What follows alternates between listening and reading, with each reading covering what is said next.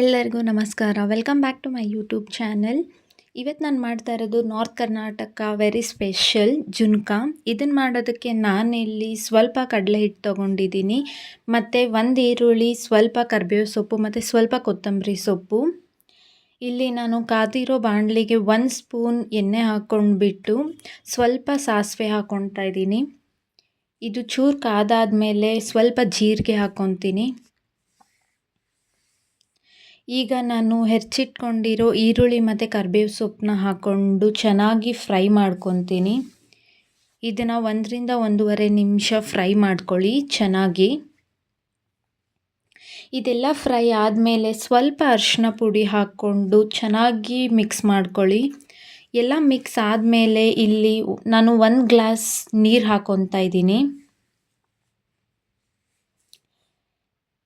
ನಿಮಗೆ ಜಾಸ್ತಿ ನೀರು ಬೇಕು ಅಂದರೆ ಹಾಕ್ಕೋಬಹುದು. ಇದು ತಿಳು ಬೇಕಂದರೆ ಜಾಸ್ತಿ ನೀರು ಹಾಕ್ಕೋಬೇಕು. ಮತ್ತು ಇಲ್ಲಿ ನಾನು ರುಚಿಗೆ ತಕ್ಕಷ್ಟು ಉಪ್ಪು ಹಾಕ್ಕೊಳ್ತಾ ಇದ್ದೀನಿ, ಮತ್ತು ಸ್ವಲ್ಪ ಖಾರ ಹಾಕ್ಕೊಳ್ಳಿ. ಖಾರ ಮತ್ತು ಉಪ್ಪು ಹಾಕ್ಕೊಂಡಾದ್ಮೇಲೆ ಇದನ್ನು ಸ್ವಲ್ಪ ಹೊತ್ತು ಕುದಿಯೋದಕ್ಕೆ ಬಿಡಬೇಕು. ಕುದ್ದಾದ್ಮೇಲೆ ನಾನು ಇಲ್ಲಿ ಕೈಯಿಂದ ಹಿಟ್ಟು ಹಾಕ್ಕೊಂಡು ಚೆನ್ನಾಗಿ ಮಿಕ್ಸ್ ಮಾಡ್ಕೊತಿದ್ದೀನಿ. ಇದನ್ನು ಬೇಗ ಬೇಗ ಮಿಕ್ಸ್ ಮಾಡ್ಕೋಬೇಕು, ಇಲ್ಲಾಂದರೆ ಗಂಟು ಆಗೋಗ್ಬಿಡುತ್ತೆ.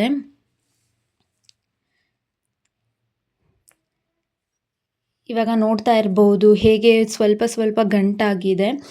ಗಂಟಾಗಬಾರ್ದು ಅಂದರೆ ಚೆನ್ನಾಗಿ ಮಿಕ್ಸ್ ಮಾಡ್ಕೊತಾ ಇರಬೇಕು. ಇದನ್ನು ಹಾಕ್ಕೊಂಡಾದ್ಮೇಲೆ ಇದನ್ನು ನೀವು ಚೆನ್ನಾಗಿ ಅದನ್ನು ತಿರುಗಿಸ್ಬಿಟ್ಟು ಗಂಟೆಲ್ಲ ಇದು ಮಾಡ್ಬೋದು. ಸೊ ಎಲ್ಲ ಗಂಟೆಲ್ಲ ಒಡೆದಾದ್ಮೇಲೆ ಅದು ಈ ಹದಕ್ಕೆ ಬರುತ್ತೆ. ಈ ಹದಕ್ಕೆ ಬರೋವರೆಗೂ ನೀವು ಚೆನ್ನಾಗಿ ಅದನ್ನು ತಿರುಗಿಸ್ಬೇಕು. ನಿಮಗೆ ಕೈಯಲ್ಲಿ ಹಾಕ್ಕೊಳ್ಳೋದಕ್ಕೆ ಇಷ್ಟ ಇಲ್ಲ ಅಂದರೆ ನೀವು ಸ್ವಲ್ಪ ಹಿಟ್ಟನ್ನು ತೊಗೊಂಡು ಅದಕ್ಕೆ ನೀರನ್ನ ಮಿಕ್ಸ್ ಮಾಡಿ ಚೆನ್ನಾಗಿ ಕಲಿಸ್ಕೊಂಡು ಕುದೀತಾ ಇರೋ ನೀರಿಗೆ ಅದನ್ನು ಕಲಿಸ್ಕೊಂಡಿರೋ ಹಿಟ್ಟನ್ನು ಹಾಕ್ಕೊಂಡು ಬೇಕಾದರೆ ಈ ಥರ ಮಾಡ್ಬೋದು. ಆ ಥರ ಮಾಡಿದ್ರೂ ಕೂಡ ಹೀಗೆ ಬರುತ್ತೆ. ಅದು ಕೂಡ ಒಂದು ಆಲ್ಟರ್ನೇಟ್ ವೇ ಇದನ್ನು ಮಾಡೋದಕ್ಕೆ. ಹಾಕ್ಬಿಟ್ಟು ಚೆನ್ನಾಗಿ ಕುದಿಸ್ಕೋಬೇಕು. ಕೊನೆಯಲ್ಲಿ ನಾನಿಲ್ಲಿ ಕೊತ್ತಂಬರಿ ಸೊಪ್ಪು ಹಾಕ್ಕೊಳ್ತಾ ಇದ್ದೀನಿ.